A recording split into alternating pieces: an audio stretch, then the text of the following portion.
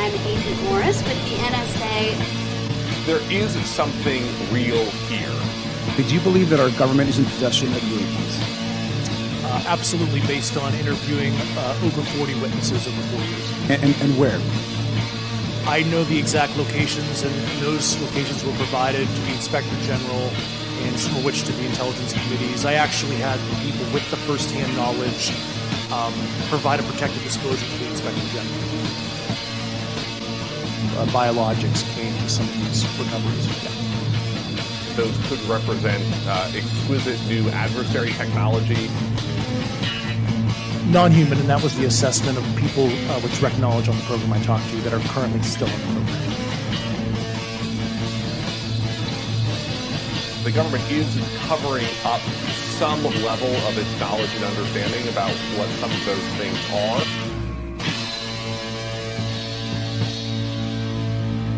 The Sol Foundation, which just announced a new initiative for UFO research and policy. It's nuts, man. I mean, we're just small-town buds who saw a UFO in the woods. I mean, now we're hanging out with the government. Wow. What floor were you guys on? Hello and welcome to another edition of Anomaly-NOW, straight out of Austin, Texas. I'm your host, Smiles Lewis. This is the weekly, sometimes live news and media roundup for the 501c3 nonprofit organization known as the Anomaly Archives, aka the Scientific Anomaly Institute. Thank you for joining us. It is Wednesday, July 16th, 2025. Whether you're watching this when it's first streaming live, so to speak, on our various streaming platforms, youtube.com/Anomaly Archives or twitch.com or Facebook or wherever, we stream it all over the place. Or whether you're listening to the audio-only version after the fact, thank you for your support. Please like, subscribe, comment in the comments below, share with people you think would be interested. We always could use your help getting the word out about our nonprofit efforts. Here in Austin, Texas, we were founded in 2003, so we're over 20 years old, trying to preserve materials related to anomalous phenomena, whether that be the nature of consciousness itself, the anomalous aspects of it like ESP, psi, anomalous cognition, parapsychological research, or just paranormal phenomena, ghosts, hauntings, poltergeists, to ancient civilizations, Bermuda Triangle, anything weird, and of course our favorites, UFOs, UAP, flying saucers, UFOs. Well, yeah, that's the whole gamut. We have over 7,000 books and thousands of magazines, and we could use your help. We have a Patreon you can go to at patreon.com/Anomaly Archives, or of course our main website, anomalyarchives.org. Let's dive right in. There's going to be links over at our website. We post the show notes for each episode over at our website, anomalyarchives.org/video/anomaly-now. And we've got episodes going back to 2020 when we first launched this show. Of course, I've been doing a variety of anomalous UFO paranormal related shows for years and years and years, going back to like 1999, 2000. So last century, man. All right. So yeah, you can go to our website, anomalyarchives.org. And there's tons of links there you can explore. We have an ever-growing catalog of materials online and news and information. You can subscribe for updates about our organization's activities there. Or we have an old school, mailing list through MailChimp. But if you really want to support us, the best thing to do is go to our Patreon over at patreon.com/Anomaly Archives, where you can subscribe for free, but we would encourage you to donate as much as you can on a monthly basis. That gives us a real lift up in order to plan to get back into a physical location. We've been without a physical location since February of 2021 due to the ripple effects of the pandemic lockdowns. But yeah, over at patreon.com/Anomaly Archives, tons of great stuff coming out on a regular basis. You can subscribe to our podcast there as well, and you get your own personalized podcast feed that you can plug into your favorite podcatcher, and which we seed with some rare, not public, mostly audio occasionally. So check that out. Of course, we're going to post the news links for this week's episode in the show notes page for this show at Anomaly Archives. But like I say, you'll want to check that out. Anyway, yeah. But you can, you can go to our Flipboard at flipboard.com/@anomaly-archives, and then there's a link to click through to get there. And there are thousands and thousands of stories. We just are constantly adding news items, and then we aggregate those and put them into blog posts over at the website. So they're always kind of archived somewhere. And thanks to organizations like archive.org, those internet pages are often archived as well. All right, jumping right in. Coming up next week is our good friend David is hosting a local event, Beers and Alien Cheers #4. The Truth is on Tap. This has been a fun, growing event with, a small cadre of folks to start, but we're looking to have some more folks show up. So we would really appreciate it if you would consider coming out. This is not an official Anomaly Archives event, but I do love to attend when I can. This one is coming up on next Tuesday, July 22nd.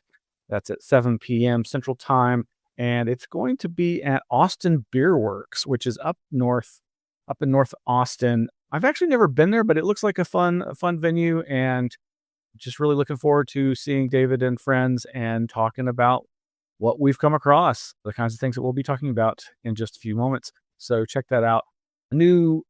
A second annual event that I became aware of is the Texas Spirit Gathering happening in San Antonio, Texas. This looks to be exciting.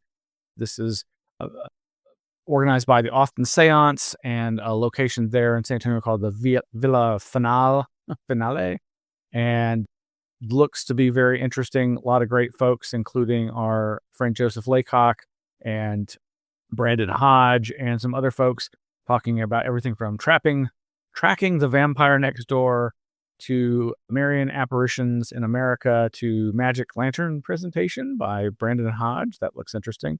And workshops and ghost hunting. So you can go to texasspiritgathering.com and find out more about that. And of course, the link will be in the show notes. Jumping over to other free publications that you can find online. I love it when nonprofit organizations offer free material. Obviously, you need to support them so that they can continue to do that. And one of my favorite organizations is the SSE, that's the Society for Scientific Exploration, who published the JSE, the Journal of Scientific Exploration, Anomalistics and Frontier Science. And over at the webpage for that is this new publication, came out June 30th of this year. It is JSE number 39 to summer for 2025. And you can download the whole PDF, or you can read each PDF article separately. There's editorial and research articles. Roger Nelson writes on the subterranean chamber of the Pyramid of Khufu, a ritual map of ancient Egypt, ? James Matlock writes on veridical flashbacks and dreams of a pre-Christian life in Norway following a near-death experience in adulthood. And Mark Carlota has an article, Yugas, Climate Cycles, and World Ages. Climate cycles. We're going to kind of get into that in just a little bit. And there's a brief report from two fellows titled, Who is Calling? An Independent Replication of a Telephone Telepathy Test.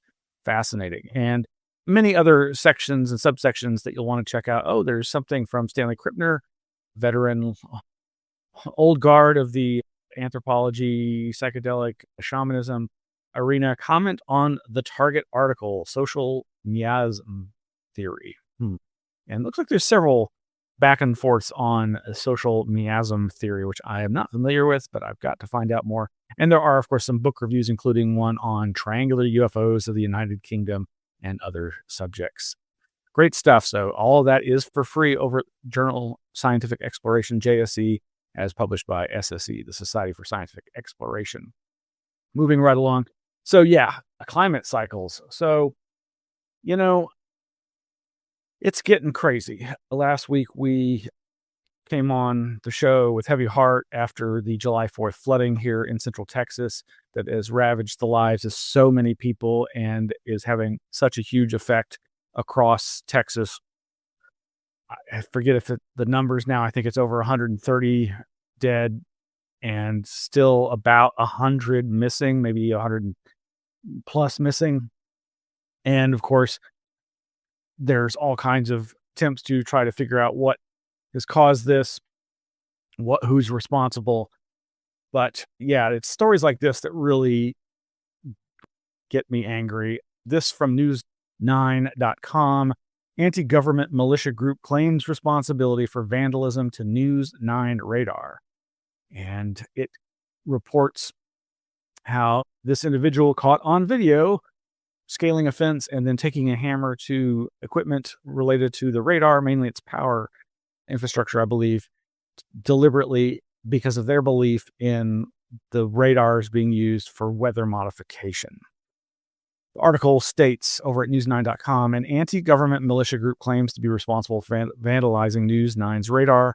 News 9 security cameras captured who police said is Anthony Mitchell, destroying the power supply to News 9's next-gen live radar in northeast Oklahoma City. Mitchell was arrested Tuesday for an unrelated crime. Police have since filed complaints against Mitchell related to the crime, but have not confirmed any connection to the group in question.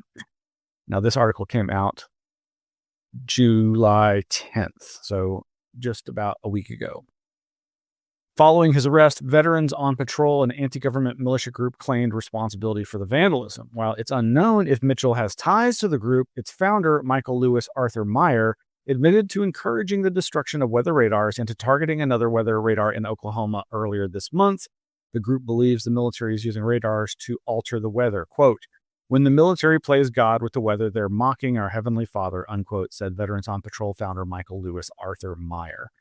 Meyer claims there are no laws that can prevent them from destroying weather radars and describes the methodical process. That is not true. There are laws against that. First of all, it's destruction of private property and trespassing, and I'm sure other laws broken.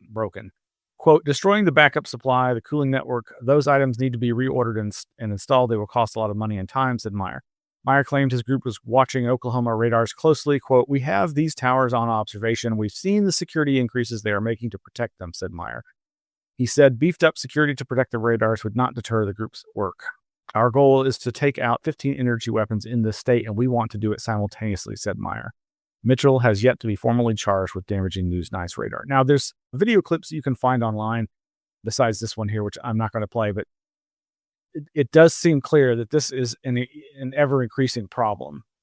And the person who's claiming responsibility expresses a wide variety of beliefs in various conspiracies related to, I would describe them as psychotronic mind control type ideas, all of which I'm very well versed in, having published a magazine called ELF, Elf Infested Spaces, back in the 1990s that dealt with the various rumors, myths, conspiracy theories having to do with mind control technologies, which have been researched about the use of electromagnetic waves and sonic waves and various types of radiation and energies to influence human mental ability and physiological responses, but which evolve into ever wackier and sensationalistic claims by people who often feel they are being targeted by these types of technology in what has become known as gang stalking or TIs, targeted individuals. And it would not surprise me if one or more of these people, this particular Veterans on Patrol person mentioned in this article, may be one of those people who considers themselves to be targeted, and that's why they're more susceptible to belief in these kinds of conspiracies. And while, again, I know of real research into these areas, it's important to keep an agnostic approach to trying to understand what's going on, but you should never resort to violence or the destruction of property like this. Meanwhile, over at the Free Press, that's THEFP.com, Meet the Man, conspiracy theorists have blamed for Texas's biblical flood the 25-year-old CEO of Rainmaker on what cloud seeding is and why it's not to blame for the devastating floods in central Texas. This is written by someone named River Page. I'm assuming that's a pseudonym, but maybe not. But yeah, it's an interview with this fellow, Augustus Dorico, who is apparently very young, 25 years old, and has offices in El Segundo, California, and who I believe is involved in cloud seeding work being done here in Texas. And basically they're using drones instead of planes to do the cloud seeding which is novel. Obviously, that would be probably a cheaper way to do it, though the payload might not be as large, but if you have enough of them, So, yeah, this article is very interesting, and it gets to where I'm gonna talk about this article about midway or a third of the way down. Says, quote, meet Augustus Dorico, a 25-year-old tech bro and Thiel fellow, as in Peter Thiel, who founded the weather modification startup Rainmaker, wrote one prominent conspiracy influencer on X in a post that received 2.6 million views. Quote, why is a Palantir-connected billionaire funding private weather experiments in Texas? He continued. Why is a 25-year-old with no public oversight allowed to modify the sky? They called it stewarding the natural world. Texas got biblical flooding instead, unquote. Now, yeah, this draws in references to disgraced former National Security Advisor General Michael Flynn, who's had a lot of connections to the QAnon conspiracy theory community. And, obviously there is a lot to digest, but yeah, I bet this guy's getting a lot of angst directed at him. And we've certainly covered the issue of cloud seeding and weather modification and the potential for weather warfare as far back as the 2000s with my good friend Mac White on our show PsyOp Radio, where we interviewed people who had done research into this and noted that, yes, cloud seeding has been going on for a long time. It's still going on. It is regulated here in Texas, as I think it should be. I mean, I do think the potential for modifying weather patterns through the simple act of cloud seeding and other novel techniques is definitely something that should be explored, but certainly there should be oversight and regulation, I think. But of course, there are fears, perhaps for good reason, about the potential for government overstep or corporate overstep, or in this case, a billionaire just funding this kind of thing. But yeah, you can check this out at the Free Press. That's thefp.com. And yeah, it's very interesting that Peter Thiel would be funding this. Think of that what you will.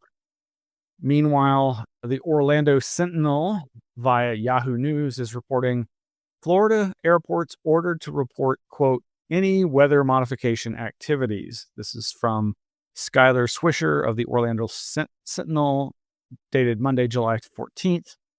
Florida airports soon must submit monthly reports on weather modification activities or face the loss of state funding under a controversial new law derided by critics as fueling conspiracy theories. Florida Attorney General James Whitmire wrote to operators of public airports on Monday that their compliance is needed to, quote, catch those who seek to weaponize science, unquote, and will safeguard the atmosphere from, quote, harmful chemicals and experiments, unquote. He says, we need your help to keep our state free and make sure the skies belong to the people, not to private contractors, corporate experiments, or climate extremists, he wrote.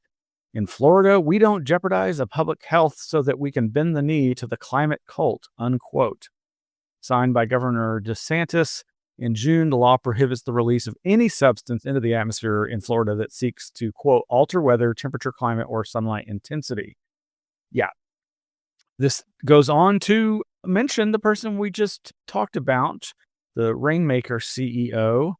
Where is that in here? But yeah, it's playing up this growing.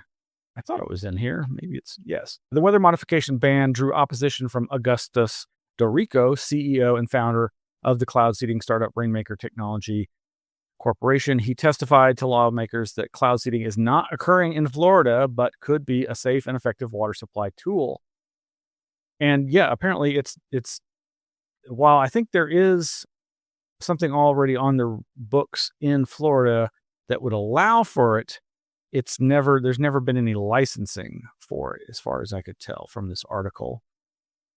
So moving right along over at MSN.com, there is this Washington Post article reproduced there called How Weather Conspiracy Theories Moved from Online Fringes to State Laws.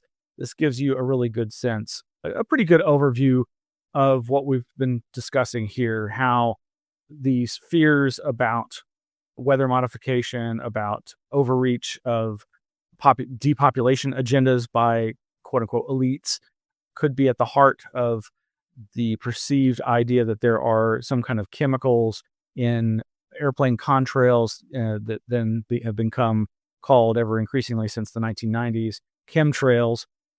Again, all of this is understandable to a degree when one already knows the history of the government and the military's use of weather modification in warfare situations, as well as in often secret research where, whether it be spreading material in subways or aerosolized spraying over certain areas to do experiments to test for the dispersal of various types of materials and chemicals.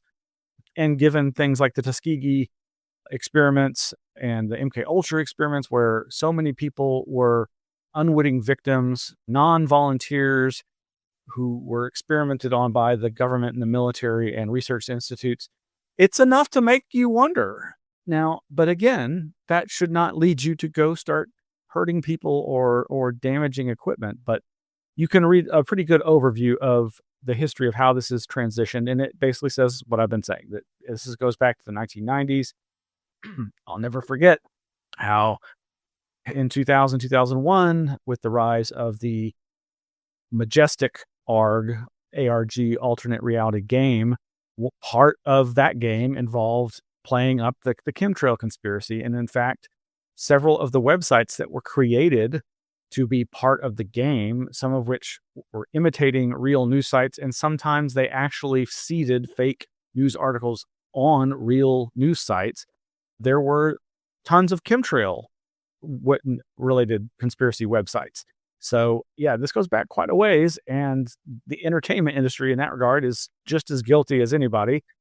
You know, we should be able to have fun and play games and have wild ideas as be a part of that, but it has gotten out of hand, clearly. This article mentions more than a dozen states have introduced or passed legislation barring what Utmeyer called, quote, geoengineering and weather modification activities.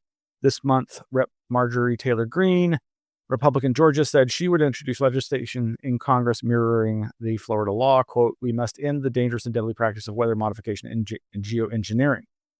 And I will say myself, I am very concerned about the potential misapplication of some of these geoengineering experiments and plans that involve trying to dim the atmosphere to reduce the amount of sunlight coming as a balance to climate change and other weather patterns. But this is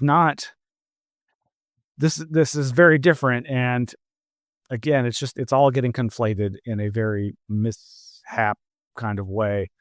As I've said, this article does say discussion around chemtrails began in the late 1990s when conspiracy theorists began propagating the idea that airplanes were spreading toxic chemicals to control the population.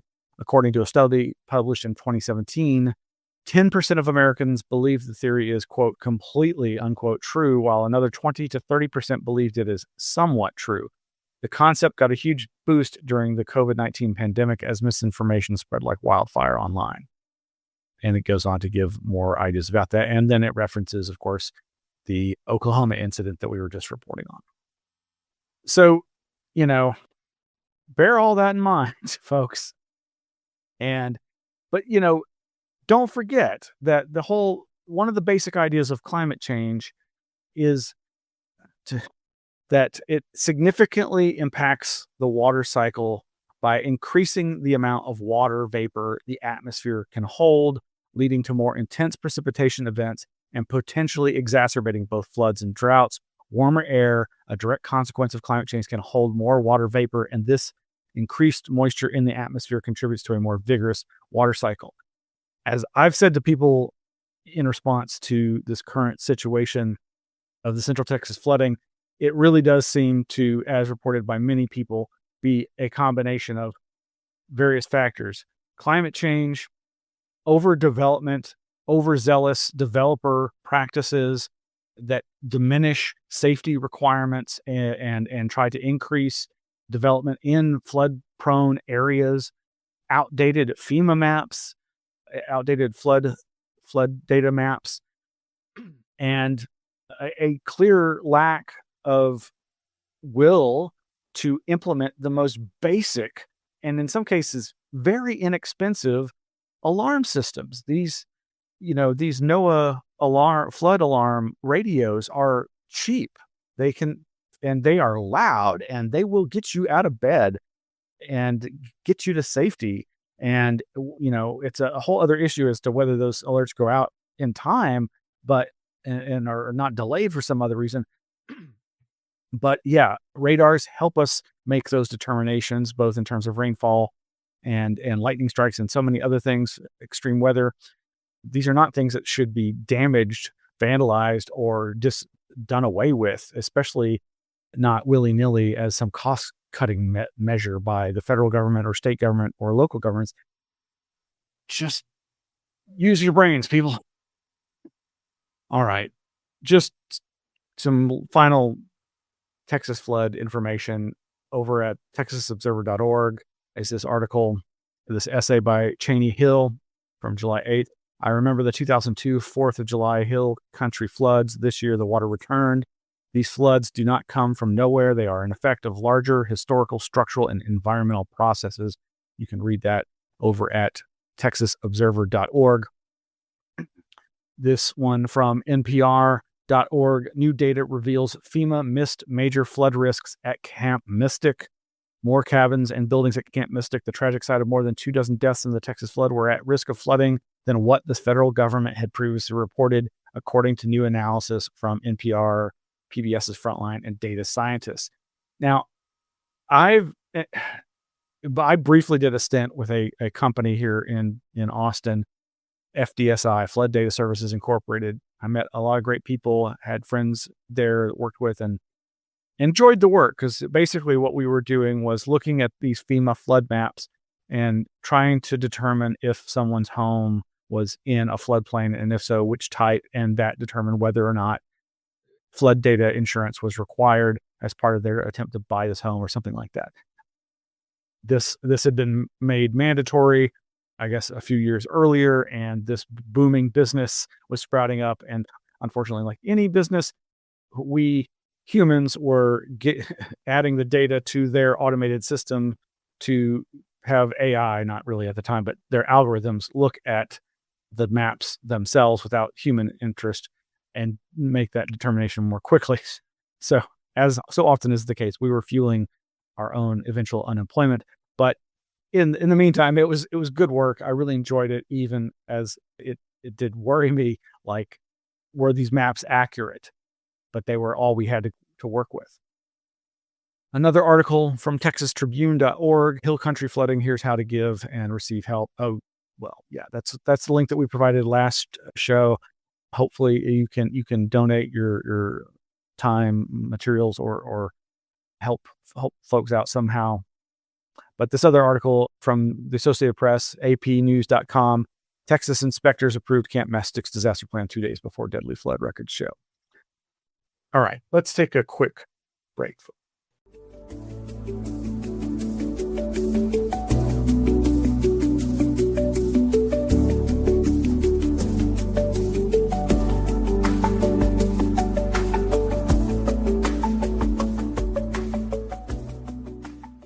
All right, we're back. Thank you for joining us. This is Anomaly Now for July 16th, 2025. Let's go to some cryptozoology news. Yes. Thank you, Tim Banal over at coasttocoastam.com. Video, mysterious big cat sighting causes stir in upstate New York. Yes, indeed. Let's watch this video here. A big cat sighting in upstate New York is sounding more like a Bigfoot sighting. That's because officials can't really confirm it was actually roaming around. The elusive cat was reportedly spotted in Rochester on Wednesday, sort of sauntering down a street. Police say social media video appears to show what is likely a mountain lion, and several people did call about it. It even led to a shelter-in-place order, but that was lifted when they couldn't verify the whereabouts of the lurking lion. Still, neighbors are feeling a tad nervous. I just see something big just walking, just right over here, right by the bush. It went right over here. I swear, I promise you, it went right over there. They said, "Rawr!" And I just kept walking. I seen me, see it. So in my head, I'm like, nah, I gotta go, man. I'm out. Okay, that was the best soundbite of the whole day. For now, the big cat saga is still a mystery. The Seneca Park Zoo also confirms all of its animals are accounted for. I know. I'd like to replay his very visual and I think I have to agree with him. Soundbite. I think he said he saw it see him, and he was like, done. I'm out of there. Hey, I agree with him. Totally. Safe than sorry. Exactly. Right. Yes. All of which reminds me of something I want to play in just a minute here. But yeah, over at SharonAHill.com, she posted about this as well. Not kidding. There appears to be a legit video of a mountain lion walking a residential street in Rochester, New York in the early hours of July 10th, 2025. Usually these videos are questionable in veracity, but in this case, you can see that the animal is large since it passes behind the tree, so we can fairly judge the size. It's not unheard of for a puma to travel from the west through Canada and into the eastern U.S., bypassing the Mississippi, but it is rare to see, or it could be an escaped domestically kept puma. There have been no reports of this, however, though it's probably illegal, and that's probably why no one would report it if they got out. She continues, people from the area are saying that other sightings have been reported to police and that the animal has escaped being cornered, first reported via Ring neighbors and Facebook. The homeowner reported to the news station.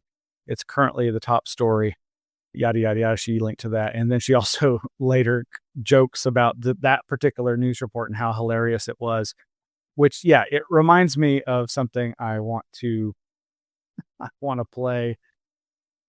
Okay, fair warning, this is not safe for work. It's filled with expletives. It's from a comedy from 2006. I first came across this because I heard some of the clips. King of the bleepity bleep jungle and other expletives will be uttered, but that was sampled in a techno song I was listening to some years back, and every time some story like this comes up, I think about it, and I just wanted to play this clip because I'm silly that way. So if you're easily offended, plug your ears. A rare breed of African lion was captured in a residential neighborhood. Sir, what was going through your head when you came upon the lion? This shit is fucking crazy. I don't even know how a lion got into the neighborhood. I heard some growling and shit out in the yard. So my roommate and we go to check this shit out. I look up in the tree, and there's the fucking king of the jungle. You know, you ladies should really get some sleep. Oh, yes, that's right. We need our beauty sleep because we have to get a lot of things to praise. Come on, baby. Come on. You were staring right at me. I almost shit my fucking pants. So I ran inside and called the 5-0. Right. So this is from a 2006 movie called Grandma's Boy. Very silly, obviously. And yeah, there's definitely some questionable aspects to that video clip. I'll let you go check it out and decide for yourself. There's a poster for it. This is not an endorsement of the video or the movie, but I just couldn't help myself. All right. So yeah, besides that, over at mysanantonio.com, we have this article, Big cat sightings. Oh, come on now. mysanantonio.com, big cat sightings in Seguin sparks rumors of extinct Texas animal. This is actually from the middle of May, so 2 months ago. This was reported by Priscilla Aguirre, senior trending reporter. The last confirmed sighting of the rare jaguar was in Brownsville in 1986. You can read or listen to this over at mysanantonio.com. She says, residents near San Antonio may have spotted a cat long believed to be extinct in Texas. In Seguin, locals are comparing recent big cat sightings to the jaguarundi, a small elusive feline related to the jaguar. According to the Texas Parks and Wildlife Department, TPWD, the last confirmed sighting of a jaguarundi in Texas occurred in Brownsville in 1986. Excuse me. In a private Facebook group, residents in Seguin speculated about seeing a cat about 28 to 32 inches long along Link Road and State Highway 46 in Seguin, about 35 miles east of San Antonio. One resident described it as a long, brownish-grayish cat, noting it didn't resemble a bobcat or mountain lion. However, many residents mentioned it could be jaguarundi. Yeah, so very interesting. There's more to that article you can read over there, some pictures. But yeah, that was from May here in the Central Texas area. All of which reminds me of how back in 2002, I guess it was, or 2002, 2003, when we launched Austin Paratimes, APT, the paranormal and parapolitical news paper magazine here in Austin, Texas. This is an archive of the old website from back then. We ran my friend Chester Moore Jr.'s article, Black Panthers Verified in the Lone Star State. And I'll provide the links to that. This is, of course, via archive.org, but we of course have our own archive of this as part of the Anomaly Archives. And yeah, Chester wrote, Black Panthers Verified in Lone Star State. Scientists admit there are black panthers in the United States. These black panthers aren't a new discovery, and they come in a slightly different package than some would imagine. According to U.S. Fish and Wildlife Service officials, the jaguarundi, Felis jaguarundi, is known to range from South America to Texas, and although not widely known by the public, jaguarundis are prime candidates for spawning black panther reports. They are a medium-sized cat with a mean body size of 102 centimeters for females and 114 for males, according to Mexican researcher Arturo Caso. Other sources list them as ranging from 100 to 128 centimeters with the tail, making up the greatest part of the length. Most specimens support a dark gray color, while others are chocolate brown or blonde. A large jaguarundi crossing a road in front of a motorist or appearing before an unsuspecting hunter could easily be labeled a quote-unquote black panther. Since very few people are aware of jaguarundis, it's highly unlikely they would report seeing one. The term black panther, however, is quick and easy to report to others. Everyone can relate to a quote-unquote black panther. It is commonly believed jaguarundis in the United States are only found in areas along the Mexican border. Texas Parks and Wildlife TPWD biologist Terry Turney says differently. Turney is now an endangered species specialist in West Texas, but spent the early part of his career on the upper Texas coast near Port Arthur, managing the J.D. Murphy Wildlife Management Area, WMA. On this 30,000-acre tract of mixed coastal prairie and marsh, according to Turney, is a population of jaguarundis. Anyway, I'll provide the link. You can read the rest of that. But yeah, it was, again, these are subjects that we've been covering for a long time. And of course, this was before I founded the Anomaly Archives. I was editing the Austin Paratimes, and I was the one who was finding these articles through my network of researchers. That includes Chester Moore Jr., who is still actively involved in all kinds of research along these lines. Moving right along, some other cryptozoological news headlines from over at thunderbirdphoto.com. More news on thunder crows from my birthday, June 12th. The author writes, since I published my recent article about thunder crows seen around the Hoh rainforest in Washington state, fellow Fortean researchers have shared with me some frankly jaw-dropping information that appears to support the idea of there being abnormally large cryptid corvids in the Pacific Northwest. First, Dr. Carl Schucker sent me a link to an article he wrote in 2017 titled, Are Giant Flightless Ravens Something to Crow About in Canada? Dr. Schucker provided commentary on a report from the Crypto Dominion website that was brought to his attention in 2012, although the original story is undated. On a list of unrecognized birds of prey, Crypto Dominion included a mystery species it called the British Columbian giant raven. Although the author qualified the story as a, quote, piece of local folklore, they stated that enormous ravens, larger than golden eagles, inhabit a valley that is rich in timber and nestled within the interior of British Columbia. Crypto Dominion suggested that the British Columbian giant raven is a specialized species which developed in the isolation of their home valley. And you can read the rest of this over at thunderbirdphoto.com. Wow, fascinating. Yeah, and on our recent trip to Golden, Colorado, west of Denver, we were seeing, I don't know if they're technically ravens or what, but they are the biggest black corvids I have ever seen in my life. They, the ones that are here in Austin, which really I feel like were only prevalent here in the last 15 to 20 years. I don't remember seeing them as a child. Just the grackles were the most common, and then starlings, and now these big black birds, whatever they are, ravens or crows or whatever. But these ones in Golden, Colorado were even bigger. Anyway, yeah, let's see. And then a couple of Bigfoot stories. This both from our friend Tim Binnall over at coasttocoastam.com. Thank you, Tim, for combing the news outlets and finding these stories. This one, group stumbles upon Sasquatch while searching for lost camper in Arizona. He writes, 3 people assisting in the search for a woman lost in the Arizona wilderness stumbled upon what they suspect was a Sasquatch roaming around the area.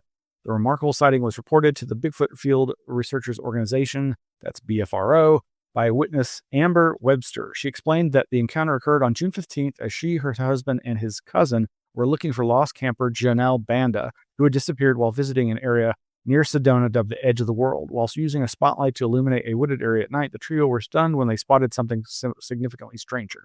Also over at Coast to Coast AM is this link to a video. Watch Argentina's Bigfoot filmed running across a field. Now, yeah, if I clicked through, watched the video, it is, again, it's at such a distance, it could be anybody.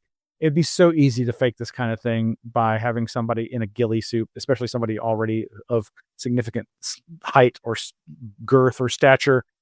But here it is. You can check it out there.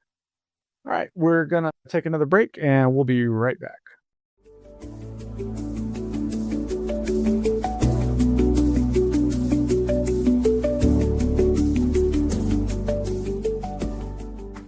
All right, welcome back. Thank you for sticking with us.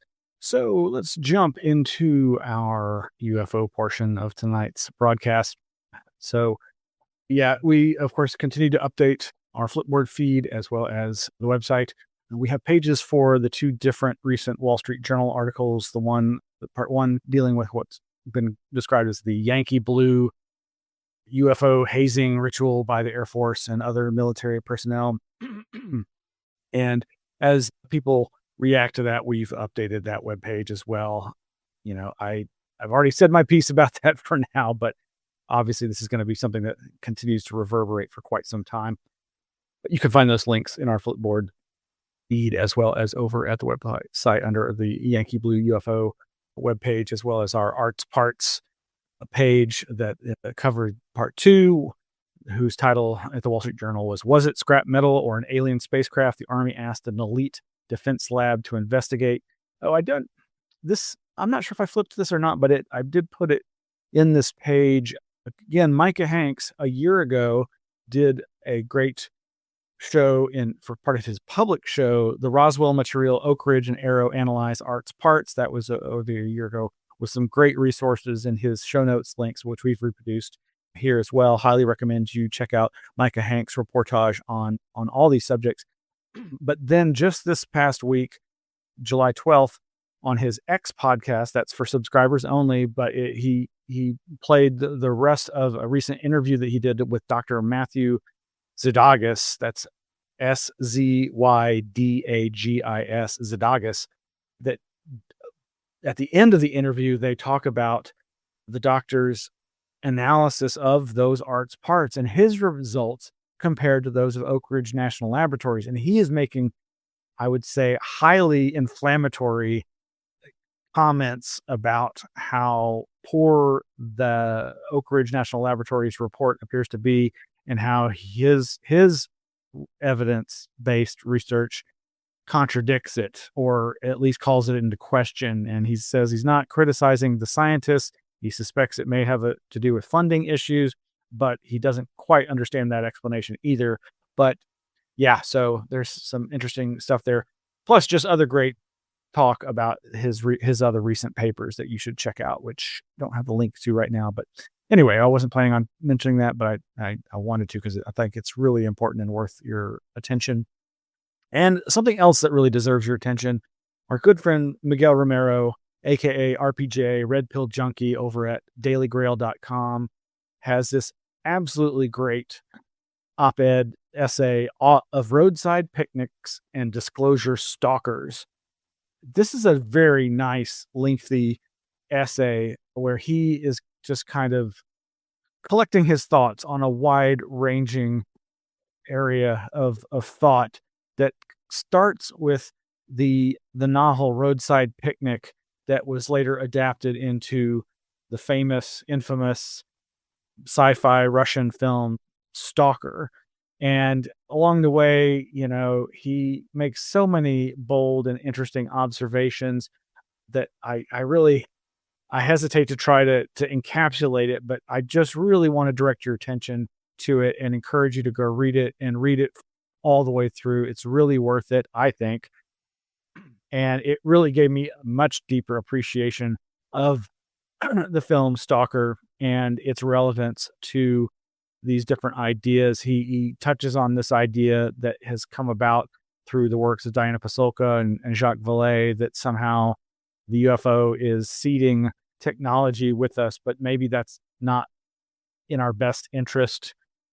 So there's some very, very interesting, thought-provoking commentary here. And as he warns, there are mild spoilers related to the story of the film Stalker. But yeah, definitely check it out. Really worth it. And I'll just read a little bit here where he says early on, but even if we could figure out the most basic functions behind some of the simplest alien gadgets, a la arts parts, like Leonardo da Vinci finding a modern garage opener in his Renaissance studio and discovering he could turn on its lights if he pressed the right button, without proper context, the ultimate purpose of any cultural object produced by a non-human species remains inscrutable. To truly understand the purpose of a garage opener, for example, not only do you need a sense of what a car is, you also need to understand the social concepts of ownership and theft, which would be meaningless to an alien culture in which material possessions are not coveted. Not to mention that you also need to be close to the garage door in order to activate its mechanism. The only discernible fact about the alien visit and roadside picnic is that it happened, and the only scientific revolution that can be expected with any certainty is derived from answering one of the most fundamental questions of our existence. Man is indeed not alone. There is at least one other form of intelligence sharing the universe with us. Ants rejoice, for one day we might be all stamped out for no particular reason. And what is intelligence anyway? How can we best define it? And are we sure we would be able to recognize it as such if it came from a mind not evolved on planet Earth? Anyway, it goes on. There's some great commentary here. And yeah, it gets into this, how we're destroying ourselves and how we know each other by our refuse. Homo plasticus, we are. Yeah, again, I don't want do any spoilers on this essay, but I just, oh, actually, where's the bit on the gifting fields? I did want, right. So towards the end, he says, the characters in Roadside Picnic are shown wrapping their heads over the meaning of the alien visit. Maybe it really was a meaningless fluke, like the title and the ants analogy implies. Or maybe it was a test of sorts. Some characters imagine or hope with the aliens leaving behind their cruel miracles to see what we do with them. Will the ants ever learn to use a cigarette lighter to bring light and heat into their hill, or will they burn themselves to smithereens? Nowadays, there is a new term used by UFO personalities, including Vallée, oddly enough, applied to the alleged crash sites, the gifting fields. This is worrisome because it implies not only a human-like quality to the psychology of the aliens, but a philanthropic motivation by leaving behind these artifacts on purpose. Was philanthropy what compelled white settlers to hand out blankets infected with smallpox to the Indians who refused to fall in line with their expansionist plans? It is a gift, says Boromir at the site of the One Ring during the Council of Elrond in the Fellowship of the Ring movie. How would Boromir look wearing the clothes of a Silicon Valley techpreneur, I wonder. No self-respecting geek needs to be reminded of the moral lesson behind the trilogy. The only solution towards the awesome power of the ring is to reject it, like Galadriel does, and destroy it, like Frodo manages to do at the end with little help from Gollum, of course. Anyway, and there are so many parallels there to techpreneurs, tech bros like Peter Thiel, who loves to name all his scary stuff after names from The Lord of the Rings without any seeming appreciation for how evil it all seems. Now, some other fun stuff I want to recommend. There's got 3 different YouTube videos that I want to recommend. One is this nice little storytelling video. My dad was 50 feet from a flying saucer. This is a really interesting story from somebody whose YouTube channel normally is just like, I guess, his own created music, not a UFO channel, but apparently his dad has been telling the story for years about he and 3 other people witnessing a 40 to 50 foot diameter flying saucer on a night when they were out to go necking.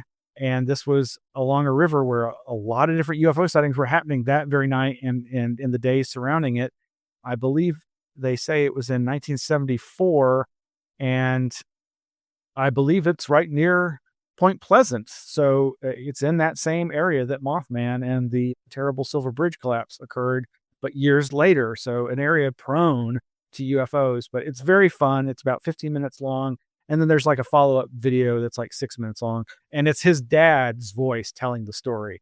And who knows if this is true? I don't know that anybody's investigated this, but it has the ring of truth, and I very much enjoyed it, and I think you will too. Some other videos that you might want to check out. This one over at, actually, I guess that other one is not 1974. This flying saucer one is not 1974. I forget what year. Maybe it's 78. It's said in the video, but this next one is definitely 1974, and that is over at WVIA, the local news station's website. Did aliens really visit this small town, Carbondale, Pennsylvania, in 1974? Was it a UFO, a meteor, a Russian satellite? The Carbondale UFO incident of November 9th, 1974 remains one of Pennsylvania's most debated mysteries. Anyway, it's a very nicely done, short 11-minute video, short documentary. Doesn't come up definitively, but I think they do a really good job of providing a balanced approach to this kind of thing. And so I would encourage you to watch that as well. Obviously, the town is profiting and off of its reputation because of this event. And but God bless them. They probably need it. Anyway, it's very interesting. I encourage you to go check it out. Also, this over at the KSL News Utah station, exploring the UFO Valley campground in Utah. So apparently, and I've been getting this sense from some other folks that I've spoken with, the landowners around Skinwalker Ranch now seem to be cashing in on its reputation, and so this campground apparently overlooks that area, is nearby, and so they're basically marketing it as UFO Valley, as a chance to see UFOs in the night sky there. So that's kind of cute and interesting. It's about 4 minutes long, but yeah, you'll want to check those out. There's of course a ton more UFO links, news links over at the Flipboard, and I'm not going to go through all those, but there are some great there's this new paper online from the Journal of New Paradigm Research by our good friend, local UFO enthusiast, UAP researcher, who is one of the co-founders or the earliest members of the SCU, the Scientific Coalition for UAP Studies, SCU, Scientific Coalition for UAP Studies. ExploreSCU.org is their website. And the research article is titled Evolving Paradigms in the Search for Advanced Extraterrestrial Intelligence. And we've got 2 different links for it, and you can download that. And it's very brief. It's only about 27 pages, but you'll want to go check that out. And that is available for free and looks to be a fun read.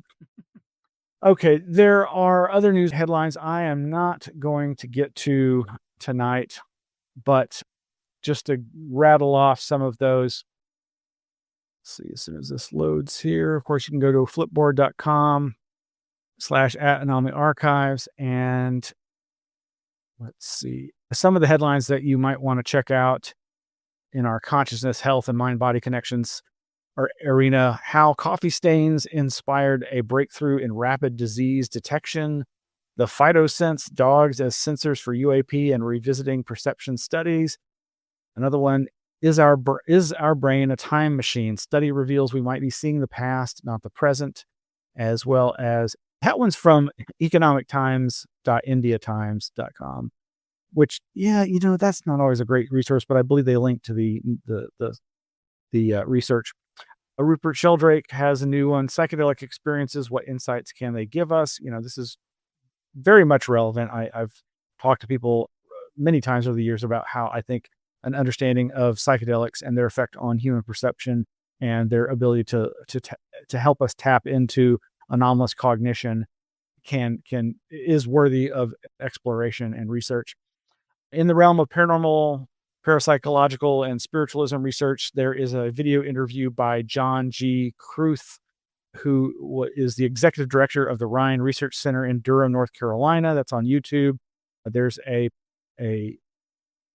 text interview with Emeritus Professor of Philosophy Stephen Broad discussing psychokinesis and paranormal phenomena, and that is over at, of all places, bloody-disgusting.com.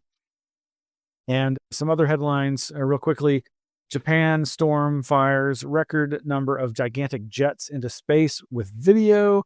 That's over at abovethenormnews.com. And then we have a follow-up on that video we played last week of ball lightning in Canada. This over at sciencealert.com. Ball lightning caught on film after storm in Canada. It gives a good breakdown of the history of thoughts and research into ball lightning, some evidence that may point to its validity as a actual real phenomena, which I think it pretty much is. It's just we don't really understand it or have very good evidence of it yet. But that seems to be changing. And then lastly, why do killer whales keep handing us fish? Scientists unpack the mystery. This one from over at sciencedaily.com. But anyway, that's going to be it for today. Thank you for joining us. I really appreciate you hanging with us. And if you will, like, subscribe, all that good stuff, and check us out. We'll talk to you soon. Bye-bye.